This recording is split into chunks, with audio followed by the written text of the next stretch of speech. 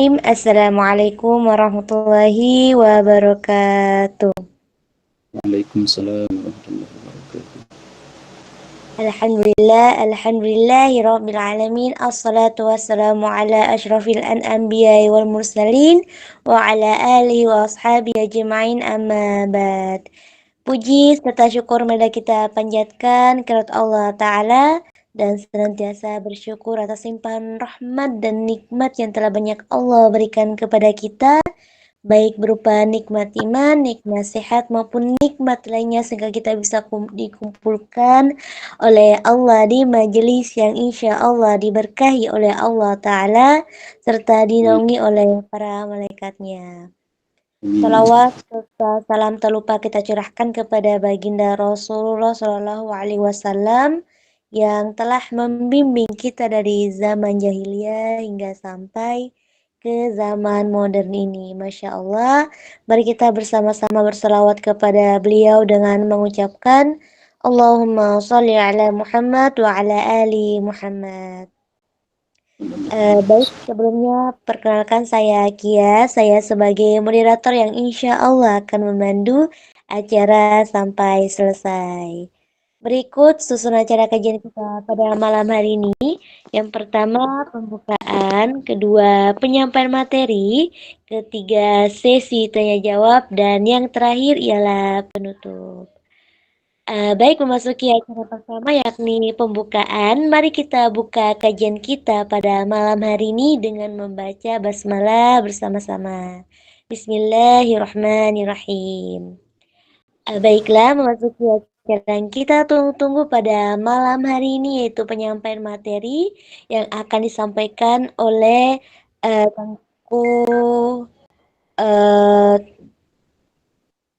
Tengku Sodik, yang dimana beliau ini berasal dari Vidya Jaya Aceh, yang insya Allah beliau seorang pengajar dan dosen Mahat Ali Pondok Pesantren Mudi Masjid Raya Samalangga Aceh.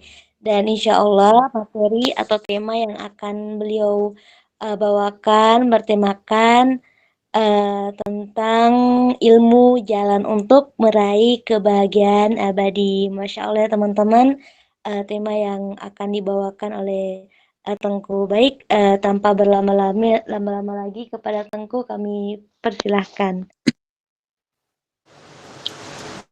Syukran. Assalamualaikum warahmatullahi wabarakatuh.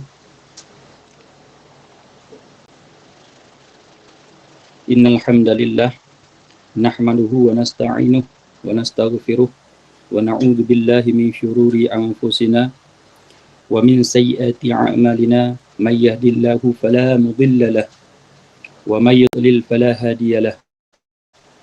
Asyhadu an la ilaha illallah wa asyhadu anna Muhammadan 'abduhu wa rasuluh. Allahumma salli wa sallim ala sayyidina Muhammad wa ala alihi wa ashabihi wa man tabi'ahum bi ihsanin ila yaumiddin.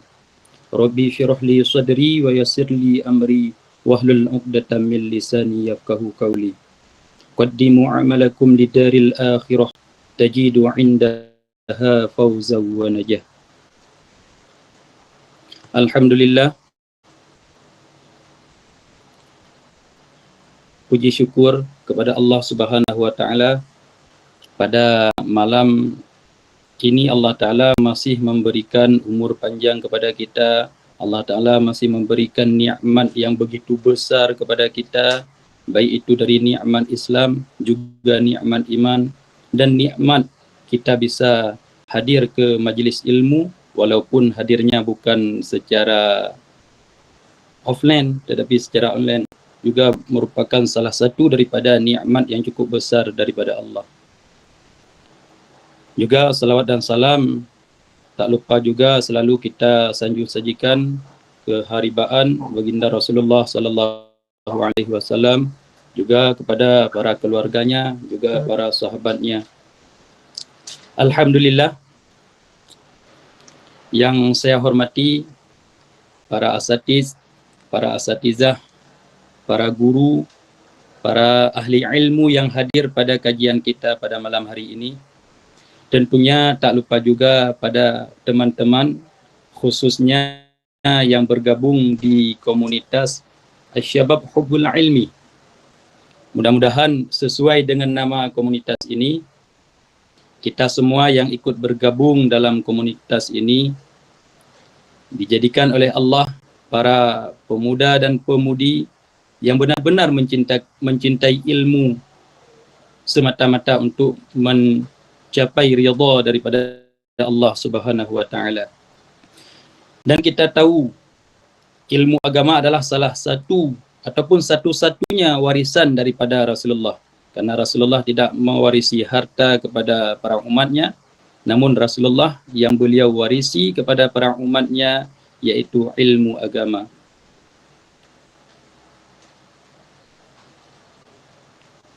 Dan kita yakin dengan seyakin-yakinnya, dengan ilmu agama, kita akan mencapai baik itu kebahagiaan di dunia juga di akhirat. Amin ya rabbal alamin.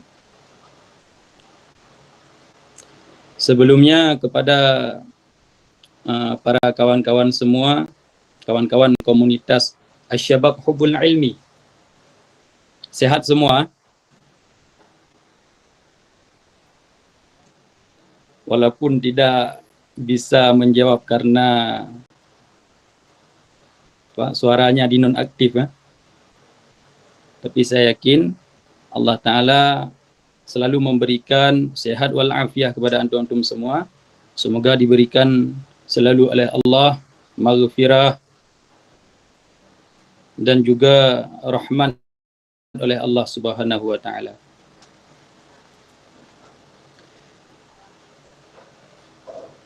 Sebelumnya saya ingin mengucapkan terima kasih kepada para kawan-kawan pengurus komunitas Syabab Hubbul Ilmi,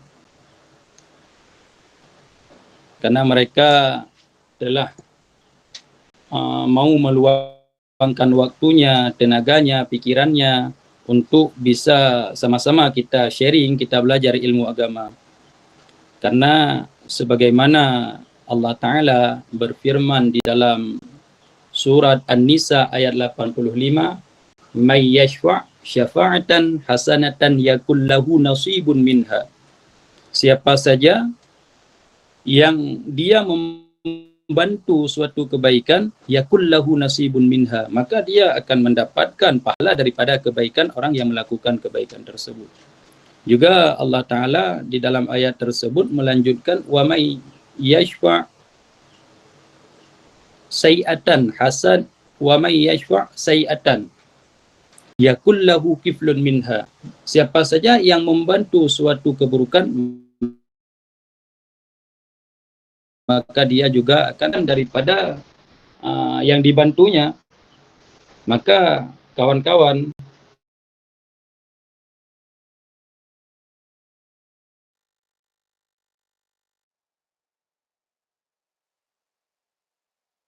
yang berbahagia ini, insya-Allah mereka akan mendapatkan hasanah daripada Allah.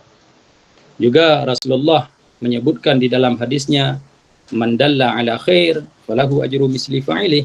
Siapa saja yang membantu suatu kebaikan, falahu ajru mislu fa'ilih, maka ia akan mendapatkan pahala daripada kebaikan tersebut.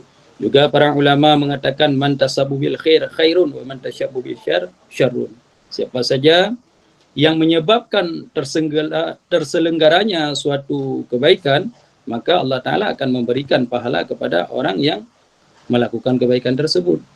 Juga sebaliknya, apabila dia menyebabkan terjadinya suatu keburukan, maka Allah Ta'ala juga akan memberikan azab ataupun dosa kepada orang yang menyebabkan terjadinya keburukan tersebut. Alhamdulillah, para kawan-kawan pengurus komunitas Syabab Hubbul Ilmi telah sama-sama membantu kita sehingga bisa sharing-sharing ilmu. Semoga Allah Ta'ala selalu memberikan maghfirahnya kepada mereka, mereka diampunkan dosanya, mereka diberikan kebahagiaan dunia wal akhirah. Amin ya rabbal alamin. Kemudian insya-Allah pada kesempatan malam ini kita akan sedikit mengkaji tentang perkara yang menyangkut tentang ilmu agama. Karena ilmu agama ini merupakan bekal untuk kita mendapatkan kebahagiaan di ukhrawi. Karena sebagaimana Allah Ta'ala berfirman di dalam Al-Quran, وَمَا خَلَقْتُ الْجِنَّ وَالْإِنسَ إِلَّا لِيَعْبُدُونَ. Tidak aku ciptakan jin dan manusia melainkan untuk beribadah kepadaku. Dan kita tidak akan bisa dapat beribadah kepada Allah Ta'ala tanpa didasari oleh ilmu agama. Karena tujuan kita karena Allah Ta'ala menciptakan kita semata-mata untuk kita beribadah kepada Allah, dan kita tidak akan bisa beribadah kepada Allah dengan tanpa adanya ilmu agama. Maka ilmu agama itu merupakan dasar ataupun yang utama yang harus kita perhatikan tatkala kita telah balik. Karena inti daripada Allah menciptakan kita untuk beribadah kepadanya, dan tidak bisa kita beribadah melainkan kita harus belajar ilmu agama. Wahai sahabat-sahabatku yang hadir pada kajian pada malam yang berbahagia ini, bagaimana kita dalam menjalankan kehidupan ini, kita bisa mengedepankan ilmu agama dimanapun kita berada.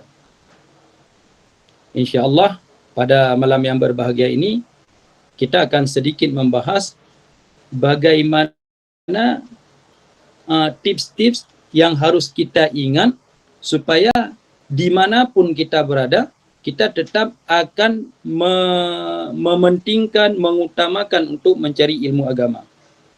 Yang pertama, yaitu kita dengan mengingat ilmu ini untuk beramal. Ilmu ini untuk beramal. Kita tidak akan bisa untuk beramal tanpa ilmu agama.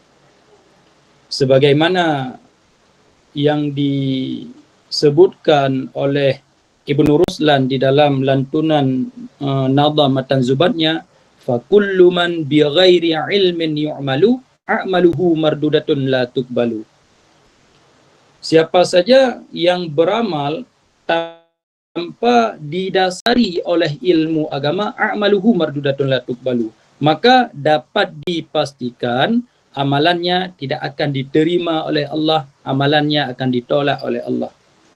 Maka supaya kita selalu mementingkan ilmu agama, itu yang harus kita tekankan di dalam jiwa kita. Dengan adanya ilmu agama, maka amalanku akan diterima oleh Allah. Seandainya tidak ada ilmu agama, maka amalanku tidak akan diterima oleh Allah. Sedangkan Allah Ta'ala menciptakan diriku hanya semata-mata untuk beribadah kepadanya.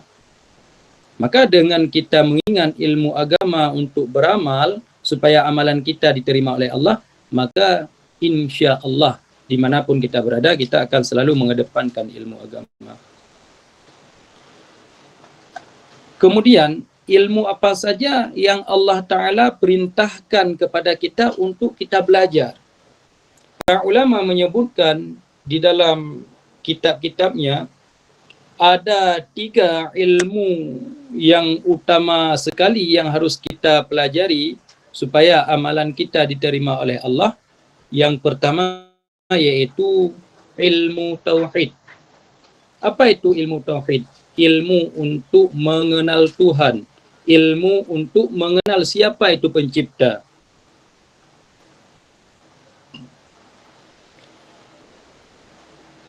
Makanya dengan seseorang belajar ilmu tauhid, maka tatkala dia menjalani kehidupan ini, maka dia akan selalu di dalam kebahagiaan.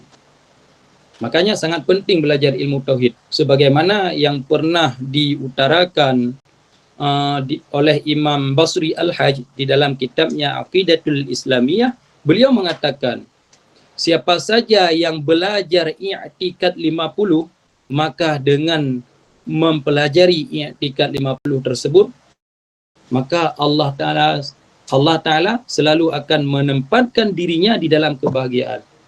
Mengapa demikian? Karena tatkala kita belajar ilmu tauhid, maka kita akan mengenal siapa itu Tuhan. Kita akan mengenal siapa itu Allah. Seandainya tatkala Allah Ta'ala memberikan cobaan kepada kita, Allah Ta'ala memberikan musibah kepada kita, Allah Ta'ala memberikan bala kepada kita, dengan kita belajar ilmu tauhid, kita mengetahui Allah Ta'ala bersifat dengan ilmun. Allah Ta'ala maha mengetahui. Allah Ta'ala mengetahui beban ataupun musibah ataupun cobaan yang Allah Ta'ala berikan kepada kita, kita akan mampu melewatinya, kita akan mampu menghadapinya. Sebagaimana kata Allah Ta'ala sendiri di dalam Al-Quran, la yukallifullaha nafsan illa wus'aha. Allah Ta'ala tidak akan memberi beban kepada seseorang, melainkan orang tersebut ia akan mampu menghadapi beban daripada Allah. Maka dengan kita mengingat Allah Ta'ala bersifat dengan ilmun, maka beban apapun yang Allah Ta'ala berikan kepada kita, kita akan bisa menerimanya dan kita akan rida dengan takdir Allah. Sebenarnya bukan musibah yang Allah Ta'ala berikan kepada kita lebih berat daripada yang Allah Ta'ala berikan kepada orang lain. Sebenarnya bukan begitu. Namun, mengapa terasa musibah yang Allah Ta'ala berikan kepada kita lebih berat daripada yang Allah Ta'ala berikan kepada orang lain? Sebenarnya itu terletak pada diri kita sendiri. Bagaimana kita menyikapi beban yang Allah Ta'ala berikan kepada kita. Saya berikan satu contoh. Misalnya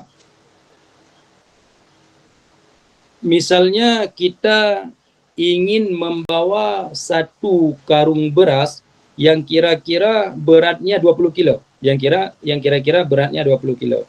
Seandainya kita membawanya menggunakan tangan kiri, otomatis terasa beras yang beratnya 20 kilo sangatlah berat. Seandainya kita pindahkan beras tersebut membawanya menggunakan tangan kanan, maka akan terasa beras tersebut terasa lebih ringan. Seandainya beras tersebut kita bawa menggunakan pundak, maka akan terasa beras tersebut lebih ringan lagi. Saya ingin membuat perbandingan. Sebenarnya kita membawanya dengan tangan kiri ataupun tangan kanan ataupun menggunakan pundak, tetap berat beras masih dengan kadar 30 kilo, dengan kadar 20 kilo. Namun kenapa berbeda beban yang kita tanggung? Itu karena berbeda cara kita menyikapi, cara membawa beban tersebut. Begitu juga tatkala Allah Ta'ala memberikan musibah, memberikan hal-hal yang tidak kita inginkan, sebenarnya bukan Allah Ta'ala tidak sayang kepada kita, bukan Allah Ta'ala terlalu berat memberikan beban kepada kita. Sebenarnya itu terletak bagaimana kita cara menyikapi beban yang telah Allah Ta'ala berikan kepada kita. Dan sebenarnya musibah, cobaan yang Allah Ta'ala berikan kepada kita, kita patut berterima kasih kepada Allah. Karena dengan cobaan tersebut, Allah Ta'ala ingin menaikkan derajat kita supaya kita naik kelas. Karena kan seseorang yang ingin naik dari kelas 1 ke kelas 2, dari kelas 2 untuk kelas 3 dan seterusnya, maka dia harus menghadapi berbagai macam ujian, baik itu dari pelajaran-pelajaran, kalau di pondok itu ada ilmu nahu, ilmu saraf, kemudian ilmu fikih, tasawuf, dan ilmu-ilmu yang lain, maka dia harus mengikuti ujian itu dulu, baru bisa naik ke kelas selanjutnya. Begitu juga tatkala Allah Ta'ala ingin menaikkan derajat seseorang, maka tentu Allah Ta'ala akan memberikan berbagai ujian kepada orang tersebut. Maka tatkala dia bisa menghadapi cobaan dan ujian tersebut, tentunya Allah Ta'ala akan menaikkan dirinya kepada martabat yang lebih tinggi hingga dia sangat dekat kepada Allah dan Rasulnya. Dan kita harapkan kepada Allah Ta'ala selalu memberikan taufik dan hidayahnya kepada kita supaya kita selalu menerima apa saja yang telah Allah Ta'ala takdirkan untuk kita, kita menerima dengan senang hati, kita menerima dengan ikhlas. Yang dengan penerimaan tersebut Allah Ta'ala akan menaikkan derajat kita. Amin ya Rabbal Alamin. Kemudian, yang pertama tadi yang wajib kita pelajari yaitu ilmu fikih. Ilmu fikih, ilmu tauhid. Kemudian yang kedua yang wajib kita pelajari sebagaimana yang disebutkan oleh para ulama di dalam kitabnya yaitu ilmu fikih. Ilmu fikih.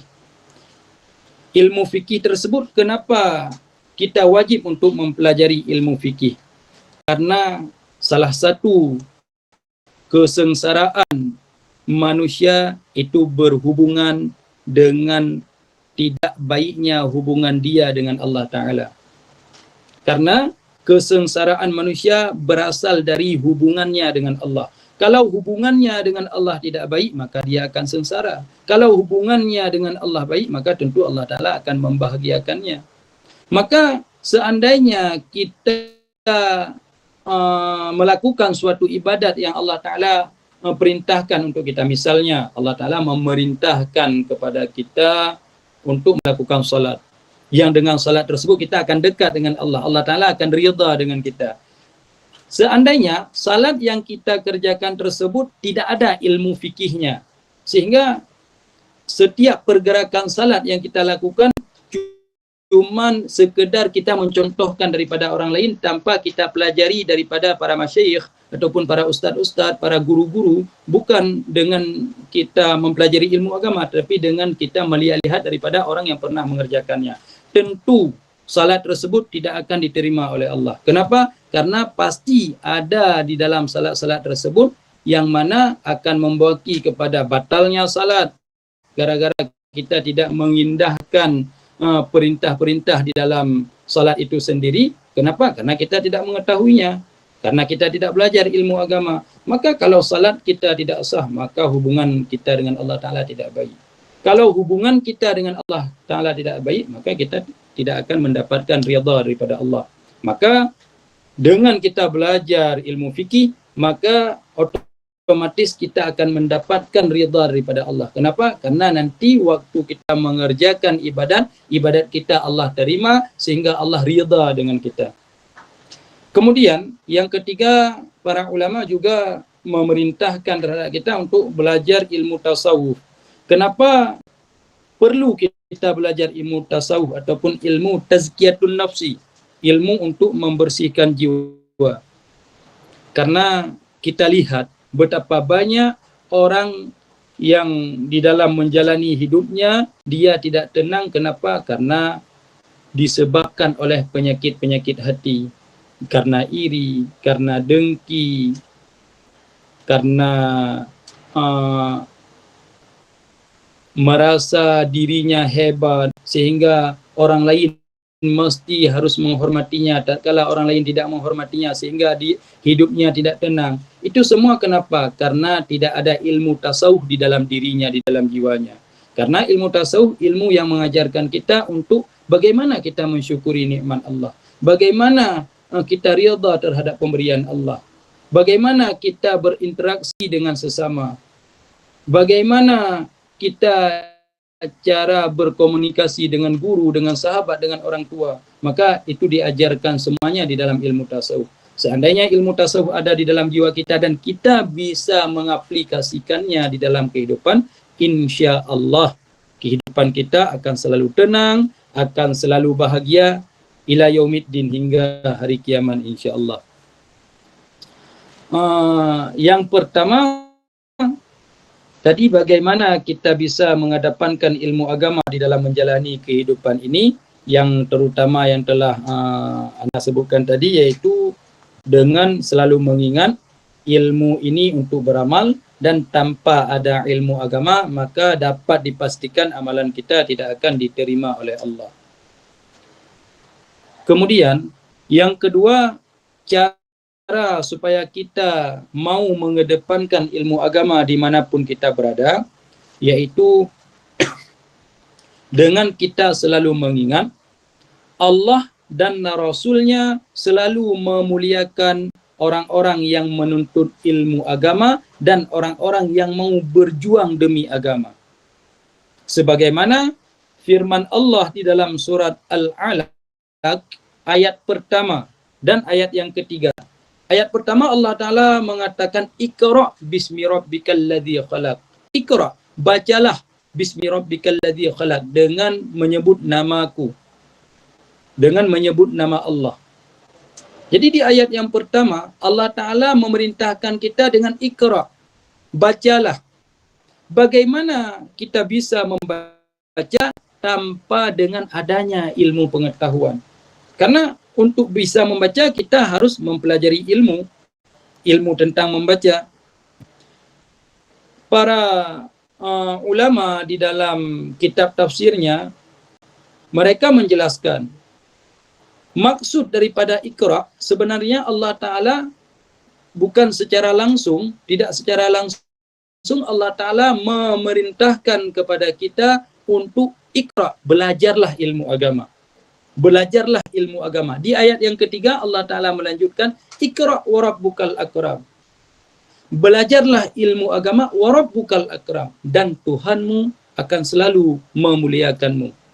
Maka bagaimana kita supaya dimuliakan oleh Allah, dicintai oleh Allah, diridai oleh Allah? Caranya cuma satu, yaitu dengan mempelajari ilmu agama, dengan belajar ilmu agama. Sebagaimana yang Allah Ta'ala sebutkan sendiri di dalam surat Al-Alaq pada ayat yang pertama dan ayat yang ketiga.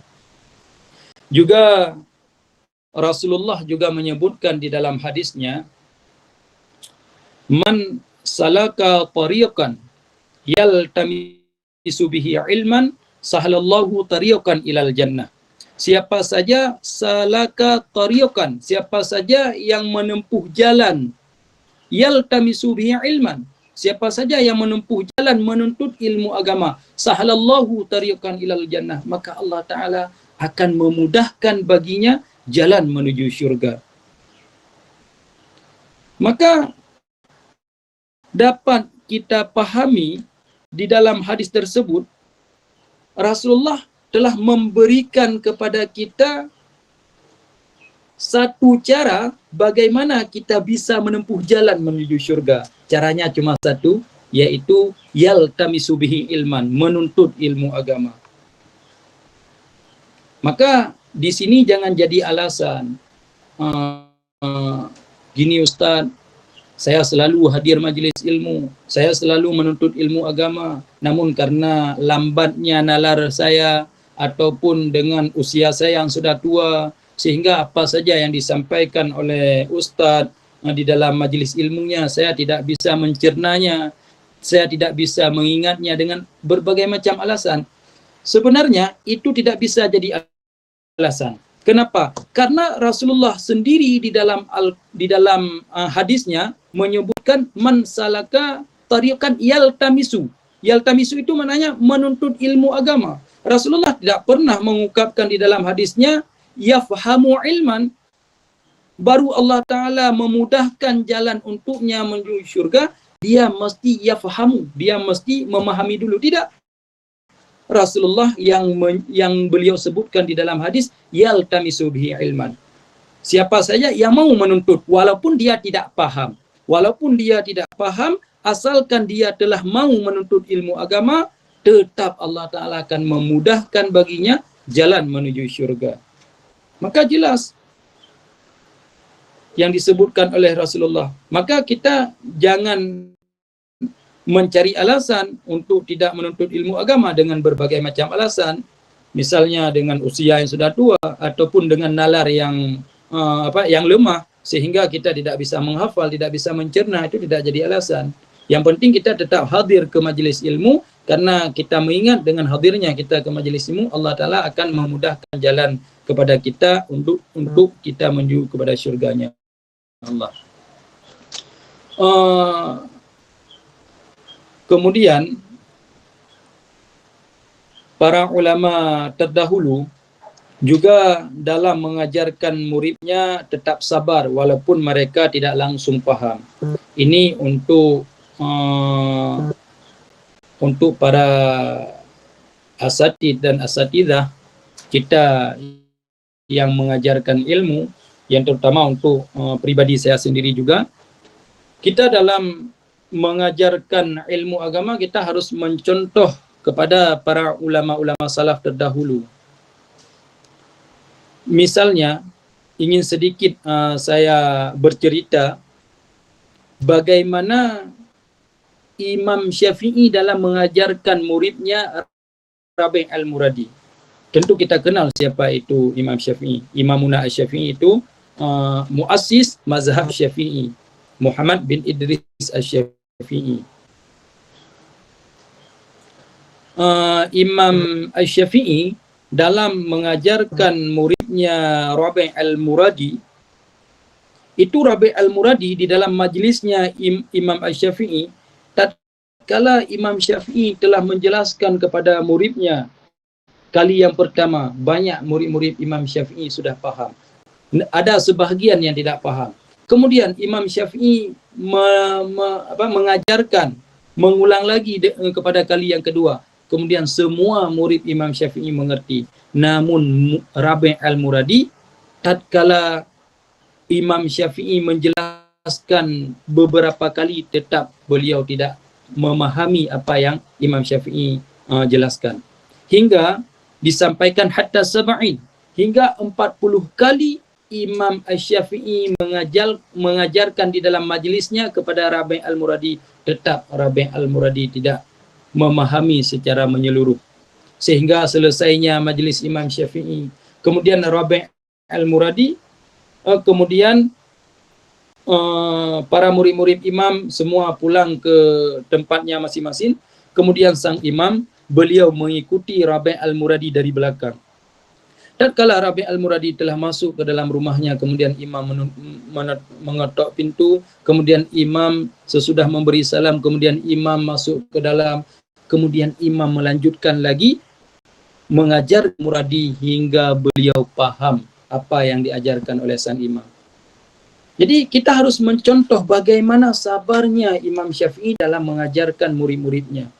Jadi apabila ada di antara kita yang mengajarkan ilmu agama kepada murid-murid, seandainya ada daripada mereka yang tidak paham, waktu kita jelaskan kali yang pertama, kali yang kedua, kali ketiga, mereka tidak paham, kita tetap harus sabar. Karena kita harus mencontoh para ulama-ulama terdahulu. Karena Allah Ta'ala akan memberikan ridhanya kepada kita dengan kita sabar daripada murid-murid yang seperti demikian.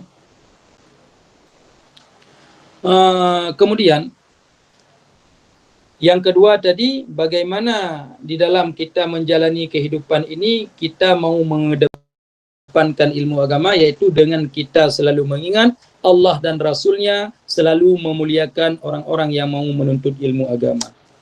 Kemudian yang ketiga, supaya kita mau mengedepankan ilmu agama, yaitu dengan kita mengingat setiap hadirnya kita ke majlis ilmu, kita selalu mendapatkan kebaikan daripada Allah Ta'ala. Sebagaimana kata Rasulullah di dalam hadis, "May yuridillahu khairan yufaqihu fiddin." Siapa saja yang Allah Ta'ala berencana untuk memberikan kebaikan untuk dia, maka Allah Ta'ala akan memberi pemahaman kepadanya pada bidang agama. Maka tidak mesti harus anak presiden, tidak mesti harus anak bupati, tidak mesti harus anak pengusaha, anak orang kaya, tidak mesti. Siapa saja yang Allah Ta'ala berikan pemahaman ilmu agama kepadanya, maka itu tanda Allah Ta'ala telah menginginkan dia di dalam kebaikan. Dia telah mendapatkan ridha daripada Allah. Maka tinggal kita introspeksi diri, apakah kita dalam menjalani kehidupan ini, hari kemarin dengan hari ini, apakah ada penambahan ilmu agama walaupun cuma satu saja. Kalau tidak ada, maka kita harus lebih giat lagi dalam menuntut ilmu agama supaya kita dapat menilai, oh, ada penambahan ilmu agama hari ini. Allah Ta'ala sedang memberikan kebaikan untukku. ya Allah, hari kemarin dengan hari ini bukan ada penambahan bahkan pengurangan daripada ilmu agama, maka itu dapat kita pahami kita telah berada di dalam satu fase yang Allah Ta'ala sedang tidak menginginkan kebaikan kepada kita. Bahkan juga Imam Al-Ghazali di dalam kitabnya pernah mengungkapkan,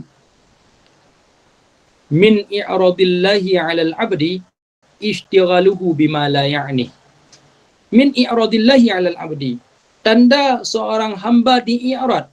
I'rad itu Allah Ta'ala berpaling daripada hamba. Allah Ta'ala tidak tidak menginginkan hamba tersebut. Allah Ta'ala tidak mencintai hamba tersebut. Allah Ta'ala tidak mengasihi hamba tersebut. Cara kita bagaimana kita cara tandanya, yaitu istighaluhu bima la ya'ni. Allah Ta'ala akan menyibukkan dia selalu bima la ya'ni, dengan perkara-perkara yang tidak ada manfaat untuk agama. Maka kita introspeksi diri hari ini.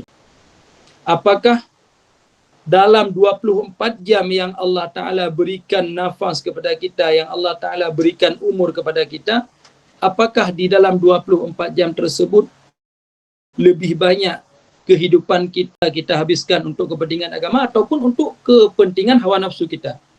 Seandainya dalam 24 jam tersebut kita lebih banyak menghabiskan untuk kepentingan agama, maka tanda itu merupakan tanda daripada Allah, kita sedang mendapatkan kebaikan kepada Allah. Allah Ta'ala sedang mencintai kita, Allah Ta'ala sedang merahmati kita, Allah Ta'ala sedang menyayangi kita. Namun sebaliknya, apabila dalam kita menjalani kehidupan ini dalam 24 jam, lebih banyak hal-hal yang tidak penting untuk agama, lebih banyak kita mengedepankan hawa nafsu semata, maka dapat kita pastikan kita sedang dii'rad oleh Allah. Allah Ta'ala sedang tidak cinta kepada kita. Allah Ta'ala sedang tidak ingin bersama kita. Wal'iyadu billah. Kita harapkan kepada Allah, semoga Allah Ta'ala selalu memberikan taufik hidayahnya kepada kita, supaya kita selalu mau mementingkan agama, kita mau mengeluarkan tenaga, pikiran semata-mata untuk kepentingan agama.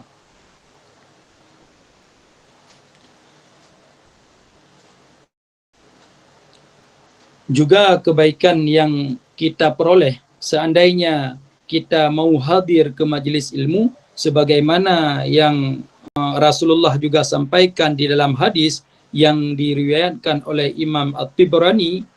Rasul bersabda kepada para sahabatnya, innakum asbahtum fi zamanin kathratul ulama wa qalilul khutaba.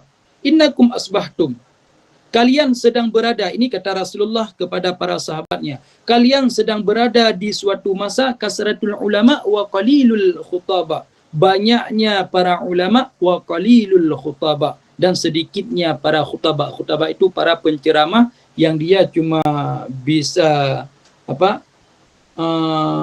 bisa berdakwah, bisa mengeluarkan ungkapan-ungkapan yang indah, namun tidak didasari oleh ilmu agama. Pada masa Rasulullah, kasratul ulama, sangat banyaknya para ulama, orang-orang yang paham ilmu agama, wa qalilul khutaba, dan sangat sedikitnya orang-orang yang cuma pandai beretorika.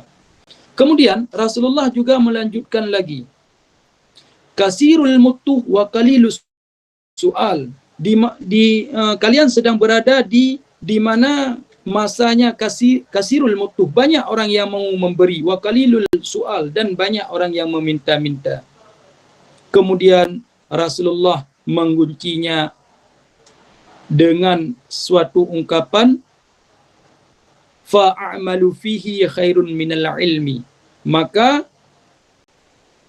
beramal di masa tersebut lebih baik daripada mencari ilmu.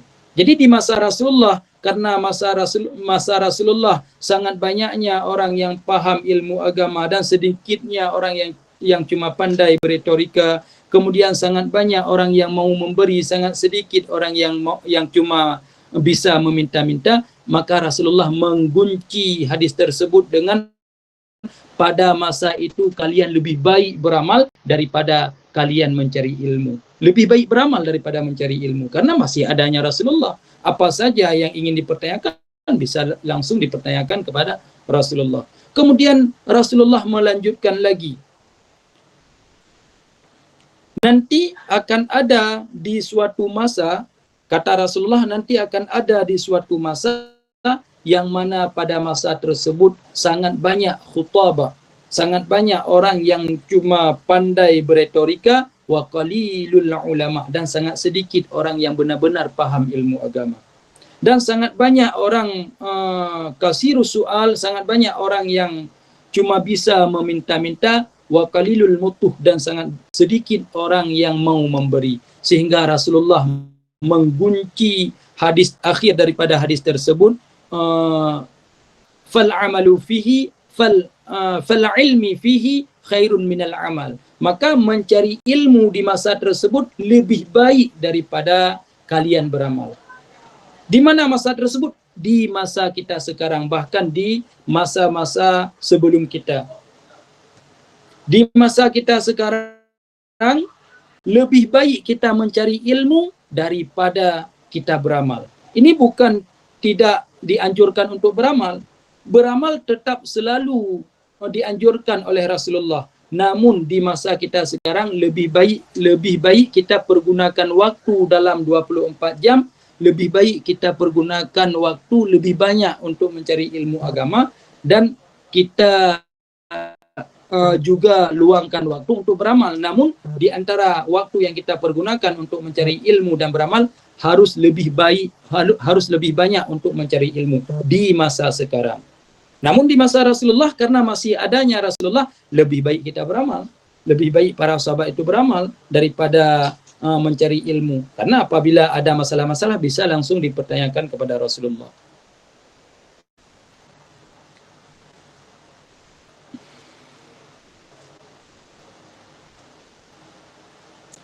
Kemudian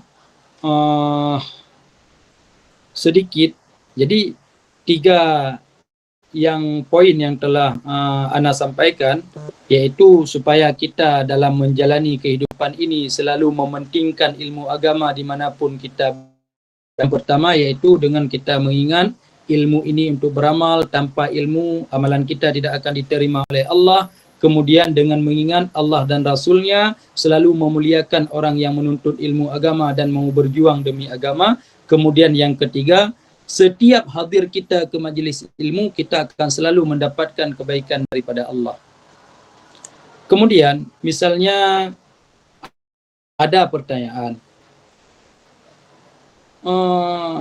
Ustaz, bagaimana sebenarnya bisa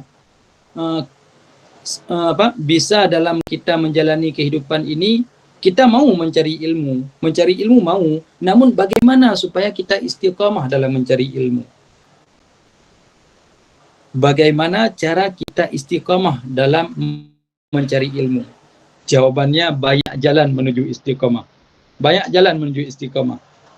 Perkataan para ulama di dalam kitab-kitab, para ulama mengatakan al-istiqamah aula min alfi karamah.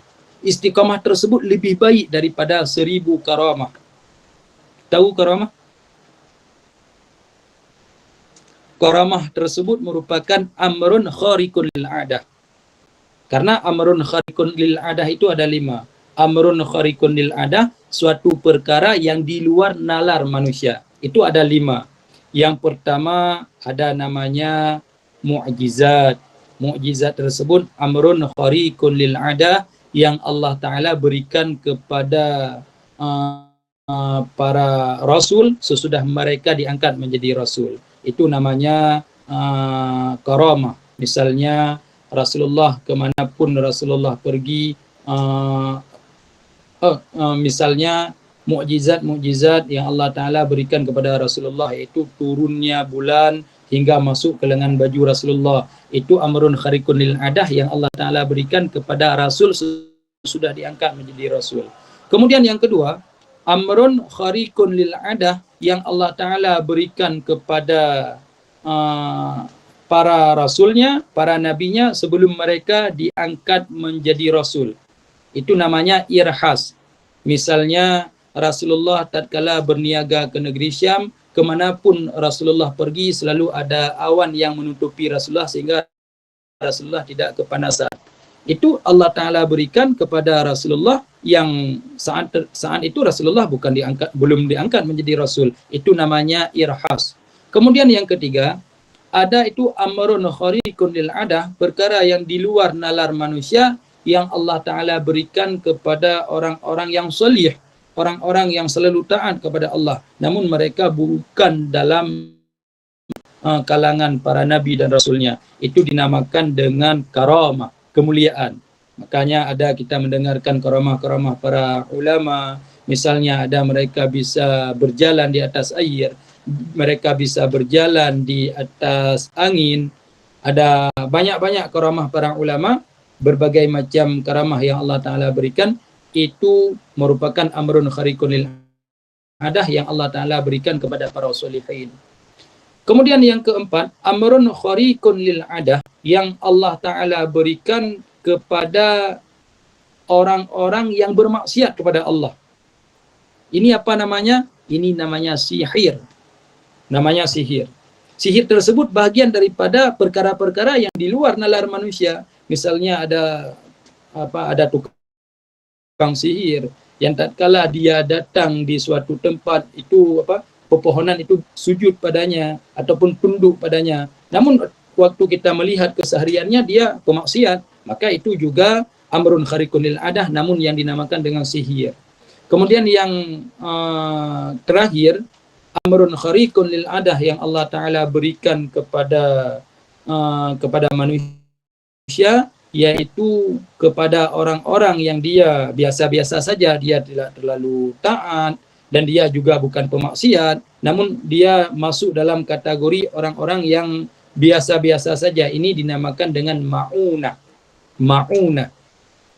Maka tatkala kita melihat ada anak kecil misalnya, dia bisa melihat makhluk gaib, indigo misalnya, itu jangan langsung kita vonis, oh itu orang tuanya tukang sihir, oh ini orang tuanya mengajarkan dia berbagai macam ilmu-ilmu yang tidak baik. Bukan.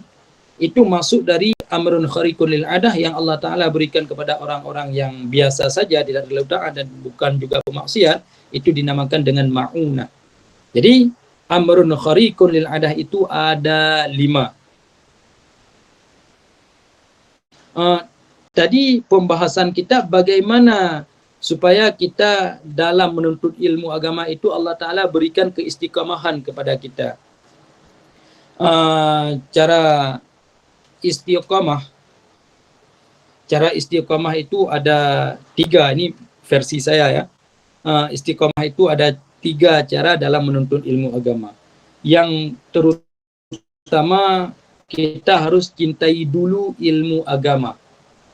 Jadi kita harus menganggap ilmu agama itu sangat penting dalam kehidupan ini. Allah Ta'ala menyuruh kita untuk beribadat, adakala itu ibadat wajib ataupun ibadat sunat.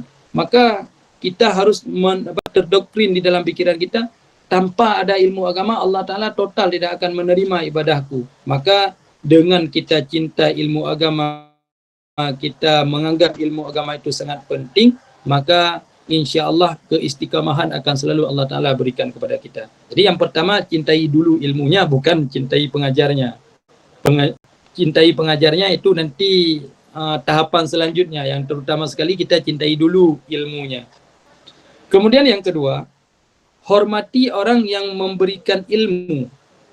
Menghormati orang yang memberikan ilmu. Itu guru kita. Maka kita mesti menghormatinya. Menghormatinya dalam kata kutip, yaitu pada perkara-perkara yang Allah Ta'ala tidak memurkainya, Allah Ta'ala pada perkara-perkara yang Allah Ta'ala tidak membencinya. Karena sebagaimana perkataan para ulama, la ta'ata lil insan bimaksiatil khaliq, kita tidak boleh taat kepada manusia apabila itu membawaki kepada maksiatnya kita kepada pencipta, maksiatnya kita dengan Allah Ta'ala. Begitu juga dengan orang tua. Misalnya ada orang tua memerintahkan kepada kita sesuatu yang di dalam pandangan agama itu membawaki hal maksiat kepada Allah, maka kita tidak wajib untuk mentaati perintah orang tua. Karena yang wajib kita taati perintah orang tua pada perkara-perkara yang agama sendiri membolehkan. Jadi yang kedua, menghormati orang yang memberikan ilmu ataupun menghormati ustaz. Kemudian yang ketiga, yaitu saling menghormati sesama yang hadir di dalam majlis ilmu. Kita saling menghormati sesama yang hadir di dalam majlis ilmu. Misalnya, seandainya kita hadir pengajian offline, pengajian langsung tatap muka. Itu kalau misalnya ada salah satu daripada yang hadir di dalam majlis ilmu itu tidak kita sukai dengan kehadirannya, pasti kita tidak akan nyaman. Dan pastinya kalau kita tahu, oh dia hadir juga, oh ya udah, saya nggak usah datang karena dia hadir. Itu kenapa? Karena kita tidak mau menghormati, tidak ada berkeinginan untuk menghormati sesama orang yang hadir. Makanya cara yang ketiga supaya kita istiqamah, yaitu siapa saja yang hadir ke majelis ilmu itu kita tetap happy, tetap saling menghargai, tetap saling sapa menyapa. InsyaAllah akan selalu nampak kenyamanan tatkala kita hadir ke majelis ilmu, sehingga ada kajian-kajian selanjutnya di tempat-tempat yang lain, tetap kita akan selalu berkeinginan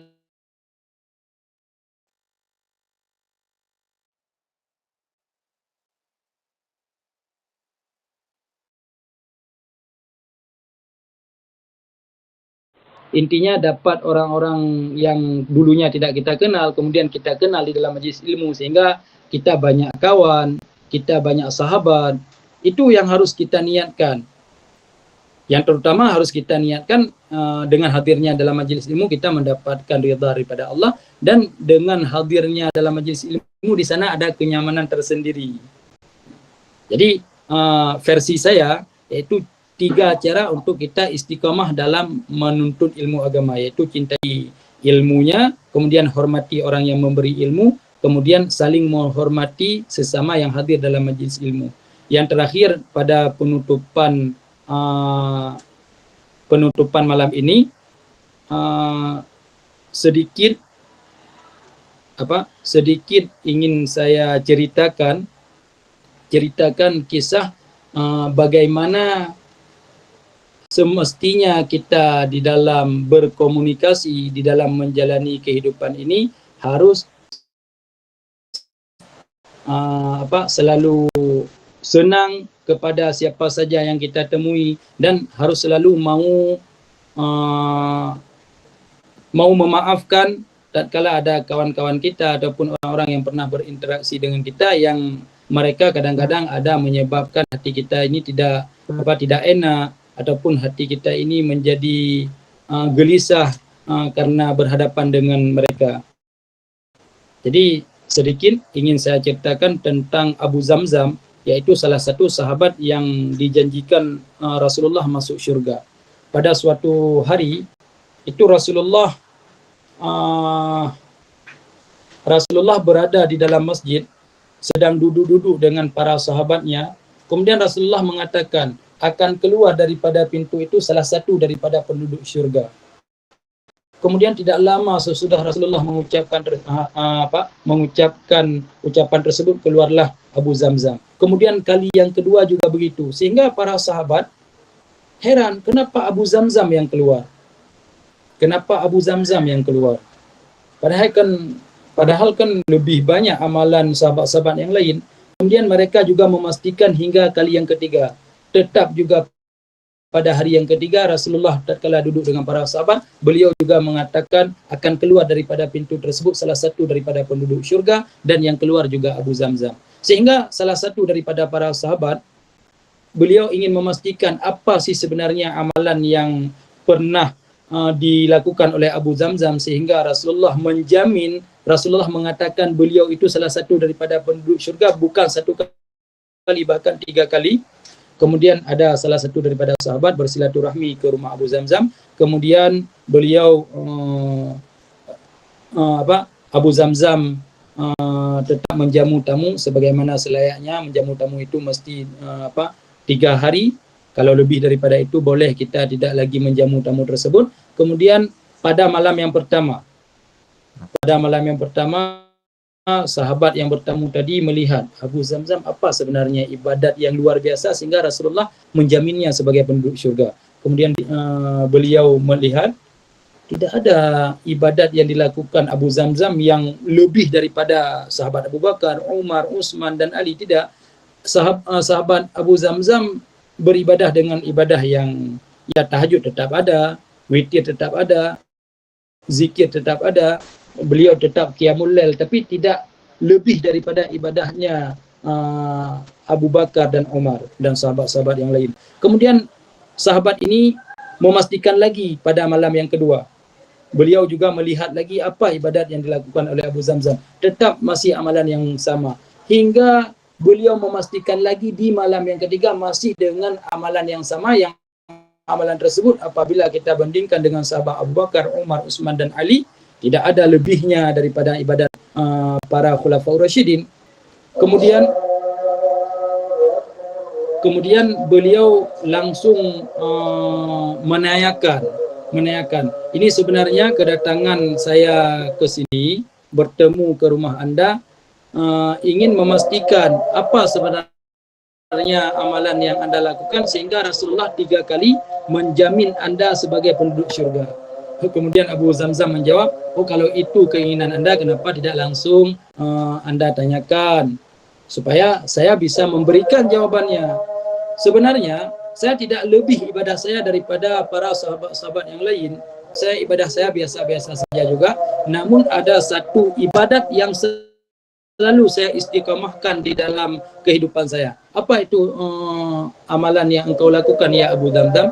Beliau mengatakan, tatkala aku mau tidur, selalu aku duduk dulu, kemudian aku mengingat apa saja dosa-dosa yang pernah aku lakukan, cacian kepada orang lain, bukan cacian sih, ada hal-hal yang aku lakukan yang menyakiti orang lain, dan orang lain juga mungkin ada pernah menyakitiku. Tatkala sebelum aku tidur, aku meniatkan pahala Fatihah kepada siapa saja yang pernah aku sakiti, semoga Allah Ta'ala memberikan pahala Fatihah ini kepada dia. Itu istiqamah Abu Zamzam lakukan setiap malamnya, sehingga dengan amalan tersebut Rasulullah menjamin Abu Zamzam salah satu daripada penghuni syurga. Caranya cuma satu tadi, yaitu beliau tatkala sebelum tidur beliau membaca Fatihah dan beliau niatkan Fatihah tersebut, semoga Allah Ta'ala memberikan pahala Fatihah ini kepada orang-orang yang pernah beliau zalimi dan orang yang menzalimi beliau. Semoga kita semua dapat mengamalkan amalan yang pernah dilakukan oleh Abu Zamzam sehingga Allah Ta'ala menjadikan kita salah satu daripada penduduk syurganya. Amin ya rabbal alamin. Mungkin hanya sekian daripada materi yang Al-Fakir sampaikan. Apabila ada yang ingin ditanyakan, tafadhal.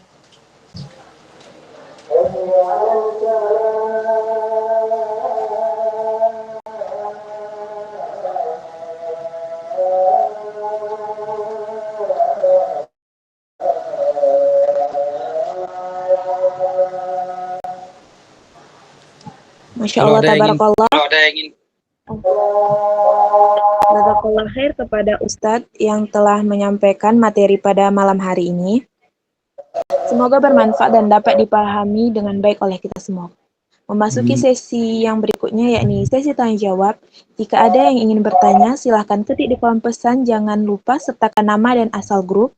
Bagi teman-teman yang mungkin ingin on mic, silahkan izin terlebih dahulu di kolom pesan untuk nantinya saya persilahkan. Pertanyaan tidak boleh melenceng dari pembahasan kita pada malam hari ini. Silahkan pada teman-teman. Ustadz, izin membacakan pertanyaan. Ya boleh. Assalamualaikum warahmatullahi wabarakatuh. Saya Anidia dari Asyibul 2, izin bertanya. Husnuzon, selalu berbaik sangka dan optimis dalam setiap kondisi. Bagaimana cara kita berhusnuzon jika kita dalam kondisi yang terpuruk? Syukron, Tengku.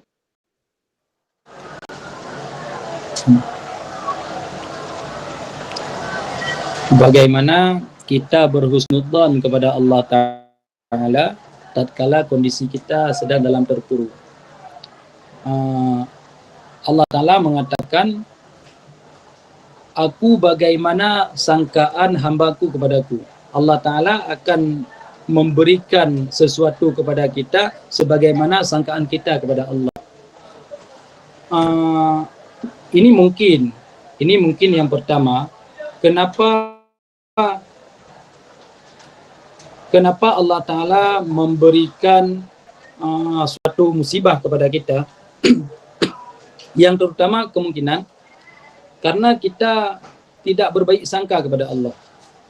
Seandainya kita telah berbaik sangka kepada Allah, bagaimana tatkala kita berbaik sangka kepada Allah, namun Allah Ta'ala tetap memberikan musibah kepada kita? Ini caranya. Sebenarnya dengan cara kita mengingat musibah yang Allah Ta'ala berikan kepada kita, itu juga merupakan nikmat yang luar biasa yang Allah Ta'ala berikan kepada kita. Karena sebagaimana perkataan para ulama, misalnya Allah Ta'ala memberikan sakit kepada kita. Ada yang orang terkadang-kadang sakitnya bertahun-tahun. Dan sama-sama kita ketahui, sakit tersebut salah satu daripada pengampunan dosa. Maka kita harus berbaik sangka kepada Allah Ta'ala. Allah Ta'ala memberikan sakit kepada saya bertahun-tahun. Mungkin karena banyaknya dosa yang saya kerjakan dan Allah Ta'ala cinta kepada saya, sehingga Allah Ta'ala mau mengampuni dosa saya dengan sebab saya sabar daripada sakit yang Allah Ta'ala berikan. Yang itu misalnya seandainya kita sakit. Maka dengan dengan kita melihat kepada sisi sakit tersebut merupakan pengampunan dosa, dan karena Allah Ta'ala cinta kepada kita sehingga Allah Ta'ala memberikan sakit kepada kita supaya dosa-dosa yang pernah kita kerjakan semuanya terhapus. Seandainya bukan perkara sakit misalnya, perkara Allah Ta'ala memberikan kita miskin misalnya, sedangkan tetangga-tetangga kita dan orang-orang di sekitar kita, orang itu semua kaya, orang itu semua berkecukupan, sehingga sedangkan kita tidak berkecukupan. Ini bagaimana cara kita supaya tetap husnudzan kepada Allah Ta'ala? Dengan mengingat yang terutama, seandainya Allah Ta'ala memberikan kekayaan kepada kita, mungkin kita tidak akan bisa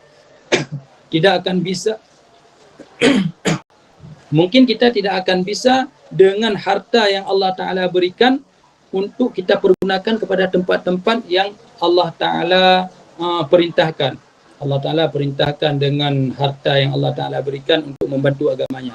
Ditakutkan kita tidak mampu nanti tatkala Allah Ta'ala memberikan kekayaan kepada kita, sehingga Allah Ta'ala tidak memberikan kekayaan kepada kita. Takutnya, misal kan, ini kan yang harus kita doktrin di dalam pikiran kita. Seandainya Allah Ta'ala memberikan kekayaan kepadaku, mungkin diriku tidak akan bisa untuk mempergunakan harta tersebut kepada tempat semestinya. Mungkin dengan Allah Ta'ala memberikan harta kepadaku, nantinya takut aku akan mengikuti langkah-langkah Qarun,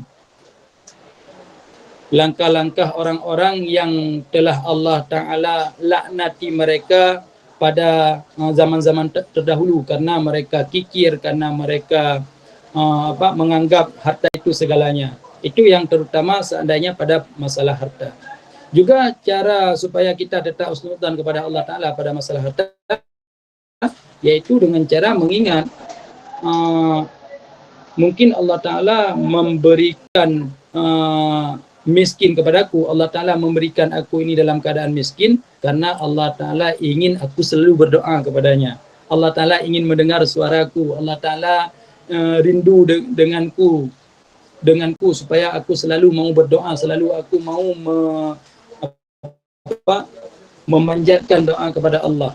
Maka dengan kita mengingat hal-hal tersebut, kita tetap akan selalu husnudzan kepada Allah.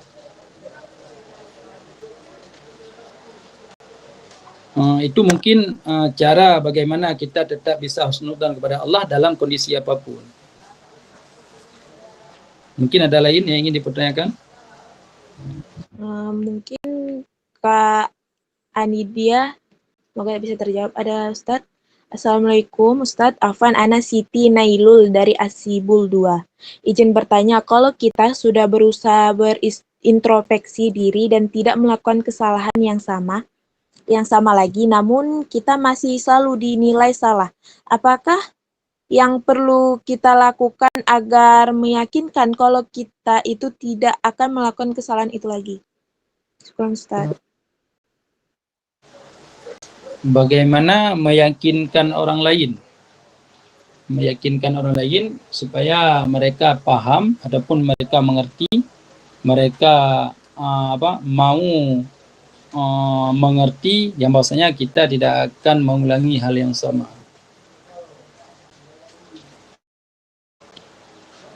Sebenarnya cara untuk meyakinkan seseorang tersebut tidak bisa kita lakukan melainkan dengan cara yang terutama seandainya kita pernah berbuat salah, sehingga dalam pandangan orang-orang kita pemaksiat, kita orang begini, kita orang begitu. Jadi untuk meyakinkan mereka caranya tetap dengan berdoa. Kita tetap melakukan hal-hal kebaikan, hal-hal yang membawa kepada taat kita kepada Allah. Namun bagaimana supaya mereka mau mengerti? Caranya tetap dengan berdoa. Kita selalu berdoa kepada Allah supaya Allah Ta'ala menutup aib kita dan Allah Ta'ala menampakkan kepada orang lain kita telah berubah. Aib-aib kita ditutup oleh Allah. Karena kita tidak bisa merubah seseorang itu melainkan atas hidayah daripada Allah. Bahkan Rasulullah sendiri pernah ditegur oleh Allah tatkala beliau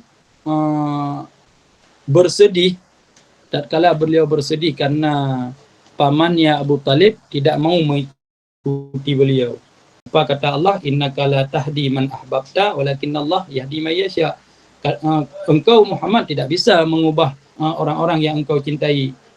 Innallah yahdi may yasha. Allah aku yang bisa, kata Allah aku yang bisa mengubah ataupun memberi petunjuk kepada siapa saja yang aku kehendaki.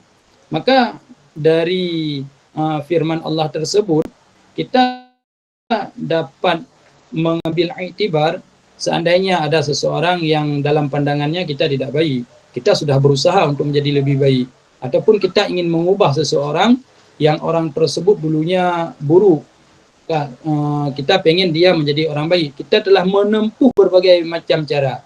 Ya tidak apa-apa, cara tersebut harus kita tempuh dan jangan lupa kita beringin dengan doa. Dengan berdoa menampakkan kita tidak mampu, yang mampu cuma Allah. Dengan berdoa kita menampakkan diri kita lemah, Allah Ta'ala maha kuasa daripada segala-galanya. Makanya dari yang Allah Ta'ala sampaikan kepada Rasulullah, kita dapat mengambil pelajaran segala sesuatu tetap cuman kita bisa berusaha, tapi kita tidak bisa meyakinkan seseorang, melainkan yang dapat meyakinkan hati seseorang itu cuma Allah. Ya, soal perkara tadi, kita cuma harus mengubah diri kita supaya lebih baik dalam pandangan agama, sedangkan untuk supaya orang tersebut, orang lain yakin kepada kita, yaitu dengan cara tetap berdoa. Semoga Allah Ta'ala membukakan pintunya dan dia bisa, orang yang pernah kita sakiti tersebut, dia memaafkan kita. Ya, walaupun dia tetap marah kepada kita, kita tidak akan pengaruh dengan marah seseorang. Kita tidak akan tidak ada pengaruh tentang seseorang itu tidak melihat kita ini telah berubah, tidak pengaruh. Karena yang perlu kita ingat, segala sesuatu Allah Ta'ala yang memberikan. Walaupun perbuatan baik yang kita lakukan, orang lain tidak senang, atas Allah Ta'ala senang, asalkan Allah Ta'ala senang dan agama senang, makna agama Rasulullah senang, itu sudah cukup.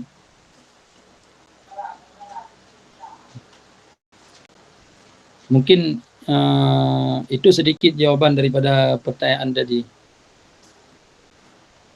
Mungkin itu saja kepada Kak Nailul, mungkin semoga terjawab. Ada lagi Ustadz? Assalamualaikum Ustadz, Ana Maslia dari Ashibul 2 izin bertanya. Bagaimana cara Ustadz ada tuh seorang hatinya pengen berbuat kebaikan, pengen dekat sama Allah, tapi kenyataannya dia masih melakukan maksiat. Terus menerus kayak masih mendahulukan nafsunya gitu Ustadz. Itu menyangkut tentang permasalahan taubat. Karena seseorang tatkala melakukan maksiat kepada Allah, agama memerintahkan dia untuk taubat. Taubat itu kembali kepada Allah. Kalau dulunya dia maksiat, dia harus kembali kepada Allah Ta'ala, kepada ketaatan. Menyangkut tentang taubat, syarat taubat nasuha itu, taubat nasuha, taubat yang sebenar-benarnya, yang taubat tersebut akan diterima oleh Allah, syaratnya ada 3.